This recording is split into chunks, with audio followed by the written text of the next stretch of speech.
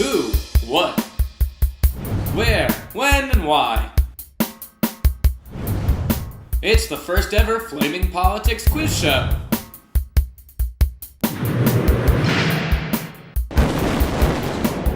Hi, I'm Japhy and you're watching Flaming Politics, your independent look at the issues affecting the LGBT community. I'm on vacation this week in Utah exploring the canyons of the Escalante, so this episode is canned. I thought of doing a clip show.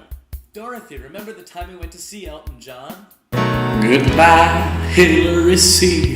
Though you tried to win. But that seemed hokey and lame. So instead, I'm going to answer viewer questions. Thanks for sending them in. Gay TV Lover asks, when you start your vlog, I prefer video column by the way, you say independent voice. Can you define what you mean by independent? Sure. Good question. First off, I went to high school about 15 minutes away from New Hampshire, so that really had a lot to do with defining and forming my political thought process. The primary way that I mean independent is that I'm neither a Democrat nor a Republican, and I voted for both parties over the course of my history as a voter.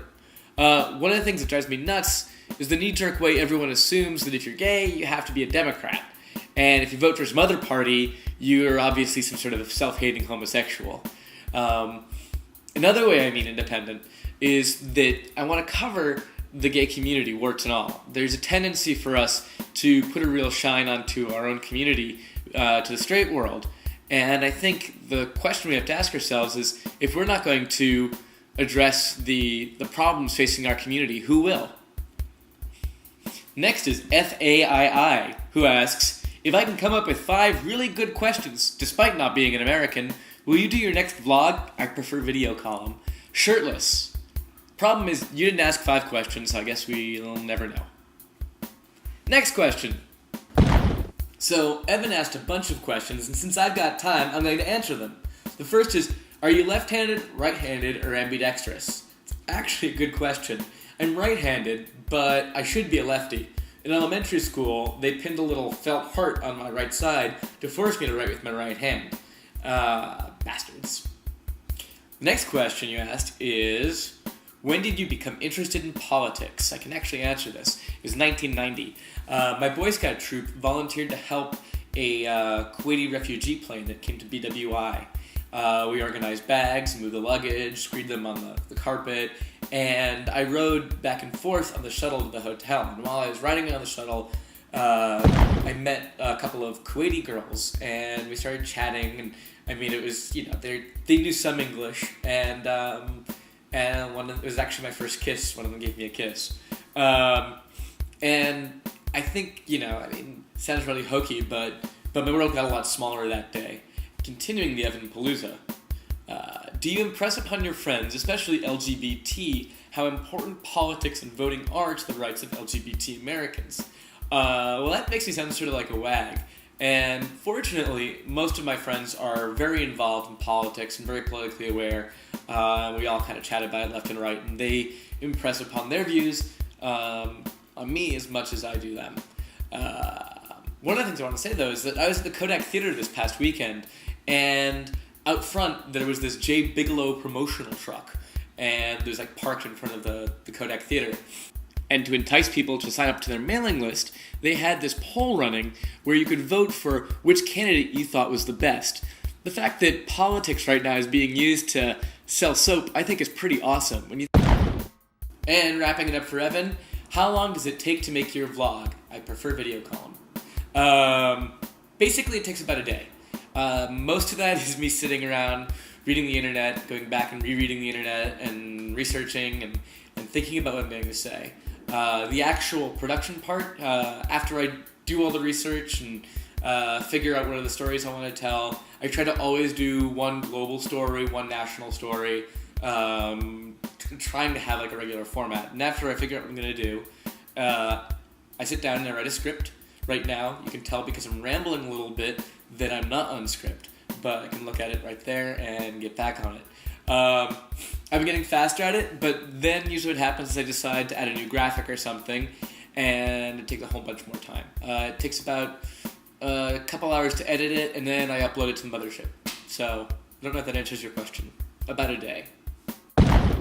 Finally, from MGH, what's all this politics really matter anyway? When is the change we seek going to happen? Has our community become so complacent that we cannot even find time to march in the streets to make it happen, except at a pride parade? And more saliently, why the focus on politics when it seems the real hard work is to change the hearts and minds? How in this increasingly conservative era is that possibly going to happen? Boy, that's a lot all at once. Couple of things I want to address before sort of addressing your larger question. One is marching in the streets. I don't think we necessarily need to march in the streets anymore. Visibility is important, but one of the great things about the internet and the way it's really revolutionizing American politics is that we're able to have more personal one-on-one connections. And I think those are far more valuable in changing hearts and minds than the 5 seconds that would show up on the local news that a protest march would possibly have. It's a little more one-on-one, and it's more of a dialogue too, which is important. And the second thing is, I don't think we're in an increasingly conservative era at all. The country is just beginning to enter a period of major change. A lot of the conservative folks are really fighting their last stand, or dead, or happen to be gay, and they're hiding in the closet.